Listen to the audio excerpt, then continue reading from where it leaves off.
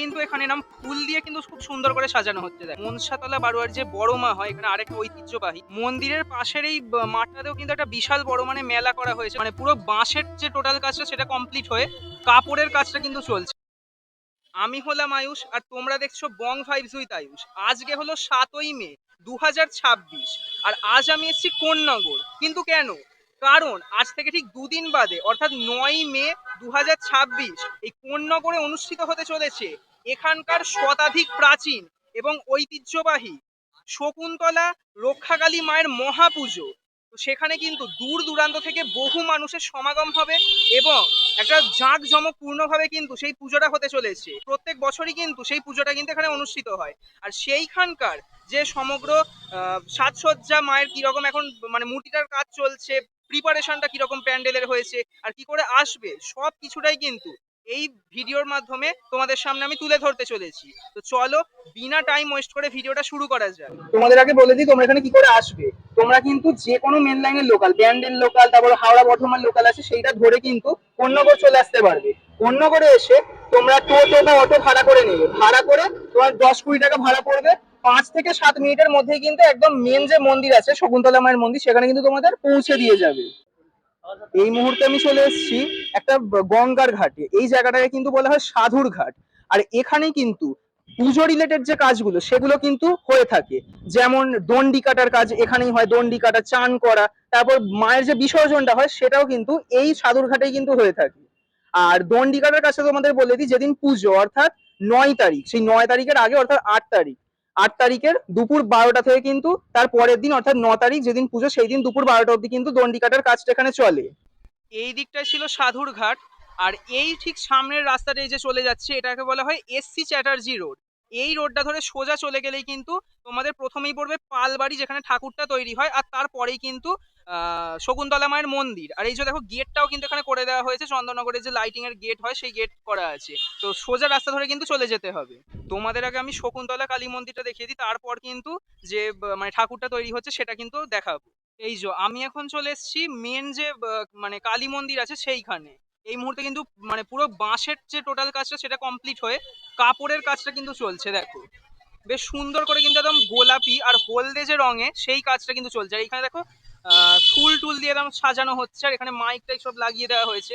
এই যে আমাদের দাদা ভাইয়েরা কাজ করছে তোমরা দেখতে পাচ্ছ। যদিও প্রত্যেকবারে না এইখানে একটা লাইটিং হয়, চন্দননগরের বিশাল বড় লাইটিং হয়, সেইটার জায়গায় এবারে কিন্তু এইরকম ডিজাইনটা করা হচ্ছে, লাইটিংটা এবারে হচ্ছে না।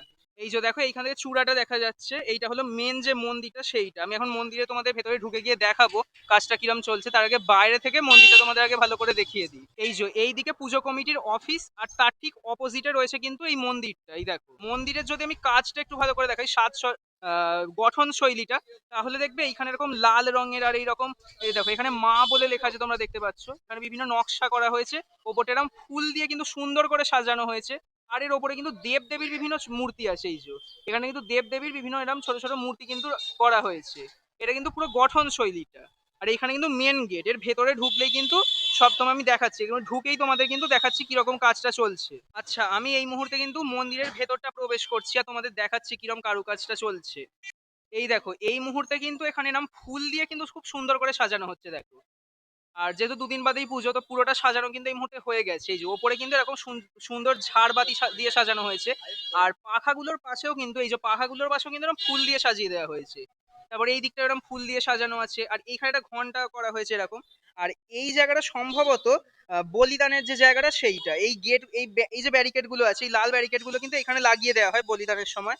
আর এই যদি আমি সামনেটা আর একটু যাই, এই যে মেন ঘরটা দেখতে পাচ্ছ, এই যে ফুল দিয়ে সাজানো, এই যে তার ভেতরে যে মেন ঘরটা, এখানেই কিন্তু মা থাকে। এই যে এখানে প্রণামীর বাক্স রয়েছে, আর এইখানেই কিন্তু মাকে ঠিক সন্ধ্যে 6টার সময় এসে রাখা হবে। যে মা লেখা রয়েছে, আর সামনে এরকম বেদির ওপর ফুল ছড়ানো রয়েছে।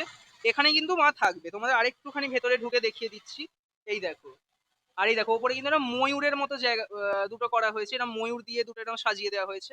তো সেই দিন তোমাদের এসে আমি দেখাবো। বেশ সুন্দর কিন্তু এখানে লাগবে যখন মা এসে থাকবে না, খুব সুন্দর লাগে কিন্তু। এই যে এরকম স্ট্যান্ড গুলো তোমরা দেখতে পাচ্ছ, এরকম ফুলের মতো নকশা করে স্ট্যান্ড করা আছে। এর ওপর দেখতে পাচ্ছি এরকম যে ইটের টুকরো গুলো কিন্তু এরকম বেঁধে বেঁধে ঝুলিয়ে রাখা হয়েছে। আসলে এটা কিন্তু মানদের জন্য করা হয়েছে, যারা এখানে মানসিক নেয় তারা কিন্তু এরকম সব বেঁধে ঝুলিয়ে রেখে গেছে। তোমাদের বলে দিই এই পুজোটা কিন্তু প্রতি বছর একবারই হয়, আর একদিন ব্যাপী কিন্তু এই পুজোটা, মানে সন্ধ্যে 6টার সময় মা এখানে এসে বেদিতে বসবে, তারপর ভোর 6টার সময় সেই সাধুর ঘাটে কিন্তু বিসর্জন হয়ে যাবে।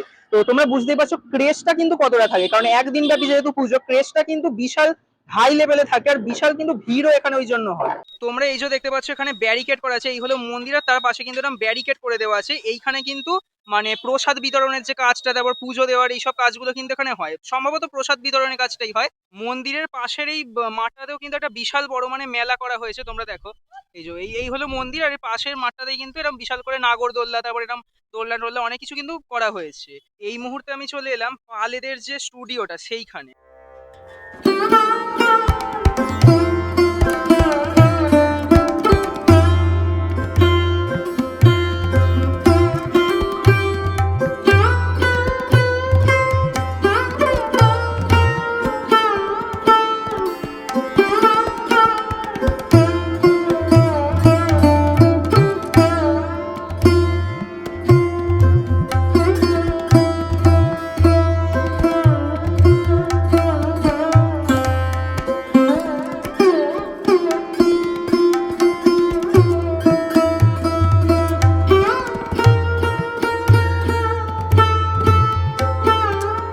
মনসাতলা বারোয়ারি যে বড় মা হয় এখানে আরেকটা ঐতিহ্যবাহী, যেটা সব থেকে আদিতম, মানে শকুন্তলা কালী কিন্তু 136 বছরেরই পুরনো, কিন্তু এইটা দেখো লেখা আছে 174তম বর্ষ কিন্তু এবারে পদার্পণ করেছে।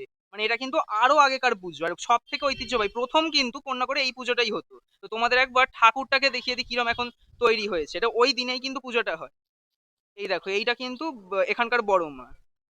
যদিও এখনো ফুল সাজসজ্জাটা এখনো হয়নি, সম্ভবত কালকে এর ফুল সাজসজ্জা তৈরি হয়ে যাবে, তো তখন কিন্তু আরো সুন্দর দেখতে লাগবে।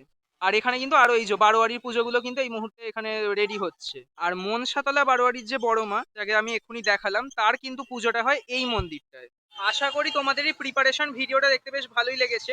একটা তথ্য তোমাদের জানিয়ে দিই, যে এখানে কিন্তু যে শকুন্তলা মা, তার কিন্তু পুরো যে সাজসজ্জাটা সেটা কমপ্লিট হওয়ার আগে, অর্থাৎ আজ অবধি ফটো তুলতে কিন্তু দেওয়া হয়নি আর ভিডিও করতে দেওয়া হয়নি, তাই মাকে ছাড়া কিন্তু বাকি সব ঠাকুরদের তোমাদের আমি দেখিয়ে দিয়েছি। আর এখানকার একটা তোমাদের স্পেশালিটি বলে দিই, এখানকার কিন্তু বেশিরভাগ যে কালী ঠাকুরের পুজো হয়, বিশেষ করে শকুন্তলা মা, তার কিন্তু জীব নেই, আর চোখের দিকটা কিন্তু প্রত্যেকটা মায়ের দেখবে একটু অন্য রকমের দেখতে। তো এটা কিন্তু একটা বিশেষত্ব। আর যাদের মধ্যে থাকে তাদের মধ্যে তো বললামই, যে যেরাম দেখালাম তোমাদের, যে বড় মায়ের জীব আছে, তো সেগুলো কিছু কিছু আবার থাকে। আর এখানে না পুজোর দিন বিশাল কিন্তু ভিড় হয়, তোমরা যারা আসবে পুজোর দিন একটু কিন্তু সামলে থেকো, কারণ এখানে জ্বর হয়ে যাওয়ার বা কোনো অ্যাক্সিডেন্ট হওয়ার সম্ভাবনা থাকে। আর তোমরা যদি দণ্ডি কাটতে চাও তাহলে কিন্তু কালকেই চলে আসতে পারো, কারণ কাল থেকে দুপুর 12টা থেকে দণ্ডি কাটাটা সম্ভবত স্টার্ট হয়ে যাচ্ছে, চলে আসতে পারো। আর আশা করি ভিডিওটা দেখতে ভালো লেগেছে। তো দেখা হচ্ছে নেক্সট কোনো ভিডিও, বিশেষ করে এই করেই আসবো আমি এর পরের ভিডিওটা দেখাতে। তো তখন টাটা।